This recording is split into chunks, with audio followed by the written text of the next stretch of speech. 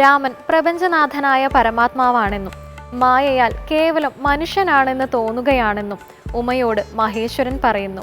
അതാണ് ശ്രേഷ്ഠ ഭാരതം എന്ന പ്രോഗ്രാമിലൂടെ നമുക്ക് സുപരിചിതനായ ശ്രീ രാഹുൽ നമുക്കായി ഇന്ന് വിശദീകരിക്കുന്നത് കേൾക്കാം. ഓം ഗുരുർബ്രഹ്മ ഗുരുർവിഷ്ണു ഗുരുർദേവോ മഹേശ്വര ഗുരു സാക്ഷാത് പരം ബ്രഹ്മ തസ്മൈ ശ്രീ ഗുരവേ നമഃ. നമസ്തേ. വീണ്ടും ഒരു രാമായണ മാസം കൂടി വന്നെത്തിയിരിക്കുകയാണ്. രാമനാമം കൊണ്ട് മുഖരിതമായിട്ടുള്ള ഓരോ ഗൃഹവും ഇനി രാമായണ ശീലുകൾ കൊണ്ടുകൂടി നിറയാൻ പോവുകയാണ്. രാമായണത്തിൻ്റെ ഏതാനും ചില ഭാഗങ്ങളിലൂടെ നമുക്ക് ഒന്ന് കടന്നു പോകാം. 2 രാമായണങ്ങൾ, അധ്യാത്മരാമായണം കിളിപ്പാട്ട് മലയാളത്തിലുള്ളത്, മൂലസംസ്കൃതമായിട്ടുള്ള വാൽമീകി രാമായണം. 2 രാമായണങ്ങളുടെയും പ്രത്യേകത, 2ൻ്റെയും ബീജം, തുടക്കം സംവാദത്തിൽ നിന്നാണ്. അധ്യാത്മരാമായണം കിളിപ്പാട്ട് പൂർണ്ണമായിട്ടും സംവാദത്തിലൂടെയാണ് കടന്നു പോകുന്നത്. ഉമാമഹേശ്വരന്മാർ തമ്മിലുള്ള, ജഗത്പിതാവും ജഗജ്ജനനിയും തമ്മിലുള്ള സംവാദമാണ് അധ്യാത്മരാമായണം കിളിപ്പാട്ടിൻ്റെ നാഡി. വാൽമീകി രാമായണമാണെങ്കിൽ തുടക്കം, ആ കഥാബീജം വരുന്നത് നാരദരും ആദികവിയായിട്ടുള്ള വാൽമീകി മഹർഷിയും തമ്മിലുള്ള സംവാദമാണ്.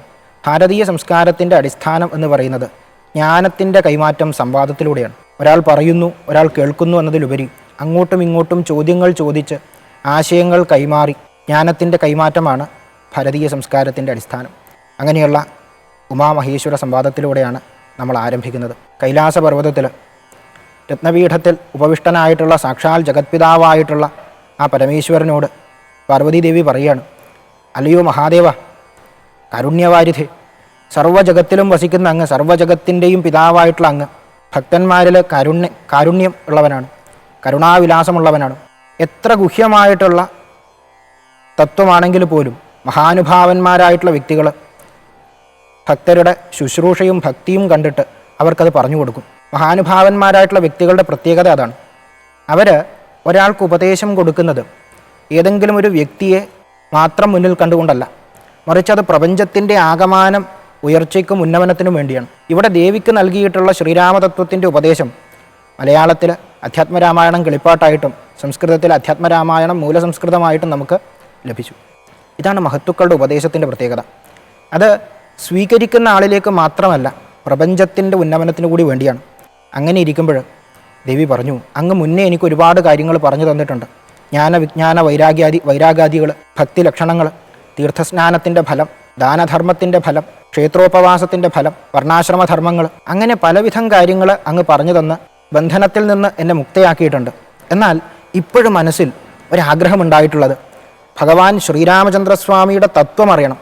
ഇവിടെ നമ്മൾ ശ്രദ്ധിക്കേണ്ട കാര്യം, ദേവി ഭഗവാനോട് ചോദിക്കുന്നത് ശ്രീരാമചന്ദ്രസ്വാമിയുടെ ചരിതമല്ല, മറിച്ച് രാമതത്വമാണ്. രാമായണത്തിൻ്റെ തുടക്കത്തിൽ തന്നെ നമുക്ക് നൽകിയിട്ടുള്ള ഉപദേശം, ഈ രാമായണ കഥ, രാമൻ്റെ ചരിതം, അത് പൂർണ്ണമായിട്ടും രാമതത്വമാണ്.